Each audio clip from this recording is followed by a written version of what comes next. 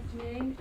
First of all, how do you reflect on Monday a few days on, and how big an opportunity does this weekend pose to get those top four? Monday is gone. Really looking forward to play in front of our fans tomorrow. And what learnings from Monday? That we have to play better and we have to compete much better than we did in the first half. And tell us about the injury news. We know there'll be no Kieran Tierney. Yeah. No Thomas Partey this Correct. weekend. When is there a chance you'll see him again this season? What sort of state is he in? It was a little bit ambiguous. It is a little bit ambiguous, but he has a significant injury, and we'll have to keep assessing him. But he will be out for some weeks. Some weeks, but not all doom and gloom, perhaps.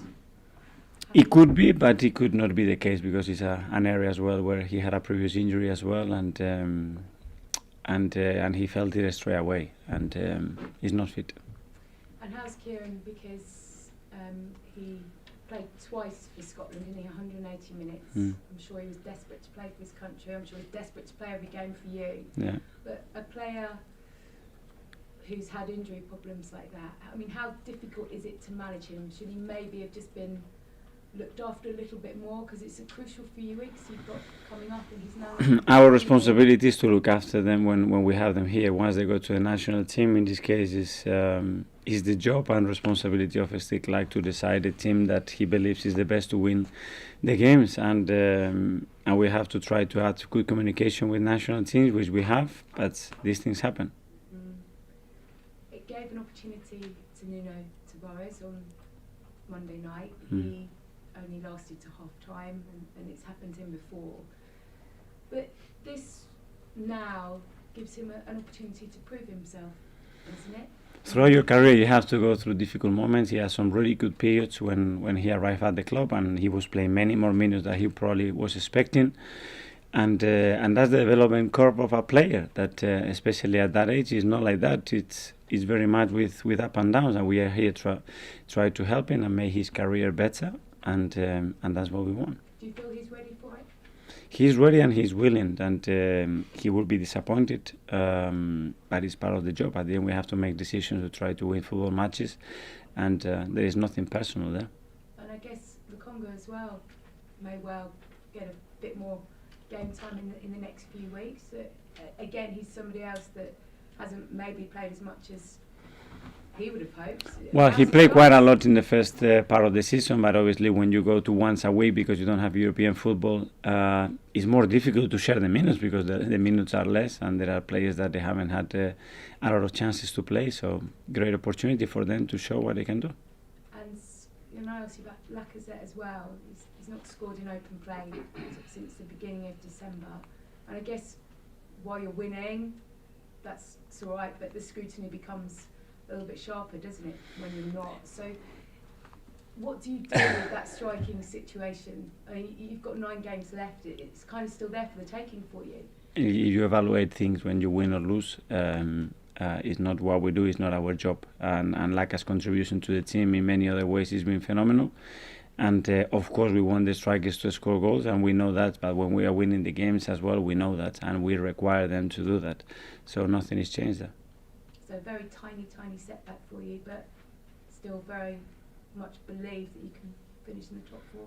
And it would happen, and it has happened with 9 games to go, and we have to react now. It's down to us, and we have to show tomorrow the energy, the commitment, and the passion that we want to play that game tomorrow in front of our fans. Thank you. Thanks, Gail. We'll go to Emma from the Premier League. Hi, Mikel. Hello. How has training been this week? Very good. We have to lift the players up, and we have to first recognize why we lost the game and react and move forward, as we always do. When we win, we move forward. Now we move forward, and we have to be in constant move, and the players are ready for tomorrow. What are you expecting from Brighton on Saturday? What they normally do, a team with a lot of personality, a coach that is very willing to play, that is really aggressive in the way they press, that wants to dominate the game, and they has good players to do that, and but they are really difficult to beat. They don't concede a lot of chances and opportunities in open play or set pieces, and they are a threat. What is your opinion on Graham Potter as a manager? Really good. I really liked him since his previous jobs that he had before, even before he went to Swansea. I follow him, and I think he's a really, really good coach. Your home record has been quite good this season, only behind Man City and Liverpool. Does that give you confidence going into home games? We love to play in front of our fans at the Emirates, and we want to use tomorrow the opportunity again to show them, to perform, to play well, and then win the game. Thanks, Emma. Go to Ian from TalkSport. Hi, Mikel. How are you doing? You all right? Good. You've only scored 1 goal in your last 3 games. Brighton have only scored 26 goals all season. This doesn't suggest that it's going to be a goal fest. You never know in football. Let's see what happens tomorrow. But obviously, we want to score more goals. We're certainly creating the chances to do so. But we have struggled in recent matches to put the ball in the net and be more efficient in the opponent's box. And tomorrow is something that definitely we have to do, because Brighton is a team that doesn't concede much. Is the lack of goals generally a concern? And regret might be the wrong word, but if you did things differently again, in letting Aubameyang go, would you have kept Balogun? I haven't heard that question in the last 6 weeks, so I already forgot about that question. But just the timing when you remind those questions, it's always after a defeat, and I don't like to comment too much on that. Well, you haven't lost many games in the last 6 weeks, have you? That's why we don't get asked the question. There we go. Nuno Tavares, when I saw him play against Aston Villa at home earlier in the season, he had a really good night. He was strong going forwards. There's undoubtedly a player in there. So how do you get the player out? Because obviously his confidence after Monday won't be amazing. Well, and his confidence probably because he wasn't playing a lot of minutes as well. He wasn't at his best, and he needs the rhythm, and he needs the competition, and he needs the understanding with his teammates. We have to help him to do that, but at the end of the day, during a match, you have to decide if something can change the game and how can we make it better. And on Monday, we made that decision. So with you going for top 4, how do you balance getting confidence into a young player like that and helping him on the next step of the ladder? I don't have one. I have the youngest squad in the league. So it's in many positions, in many situations. So we have experienced that. But the best way to do is give them belief and let them experience that when you feel that they are prepared to take the challenge. And last one from me on Kieran Tierney. Obviously he's out for the season. Scotland are going to have a big World Cup playoff in the summer. First against Ukraine, then maybe against Wales. Are you ruling him out of any chance of playing in those as well?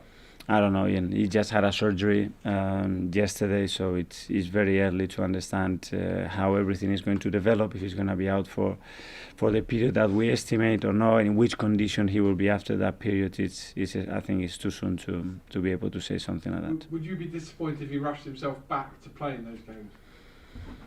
I think the player has to do the maximum that he can to be in the best possible condition as quick as possible. And I'm sure Kieran will do that. And once he's there, let's see if he's able to compete and with what kind of risk or not. But I'm sure he will do that. Good luck tomorrow. Thank you. Thanks, Ian. George from BBC. Mikel, hello. Just in terms of Monday, the performance and then the 2 injuries, I mean, how damaging has that 24 hours been potentially for you in this season? Because they're 2 significant players, and it wasn't the performance that you've seen from... Embrace the challenge. You lost, now you want to win. It's hurting, and it's still hurting. We lost 2 big players, really important players for us in the team, for sure.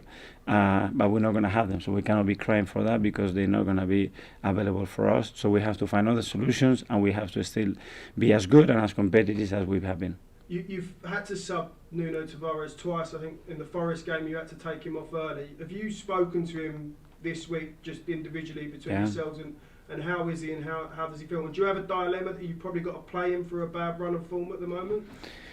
Obviously, I speak with the players and I spoke with Nuno because I care a lot how they feel, and we are here to help them and make their careers better. And that was a decision that hurt him, obviously, but he understands that it was for the benefit of the team. That I believe it was for the benefit of the team, and he respects that. And now he needs to react on that situation because it's a great opportunity to learn a lot in that period in your career. In January, you let a lot of players go, Callum Chambers being one. I know it's easy with hindsight, but since then you won 6 out of 8. So have you left yourself short, or does this decision to let so many players go and the form meaning that you sort of justified yourself, if that makes sense?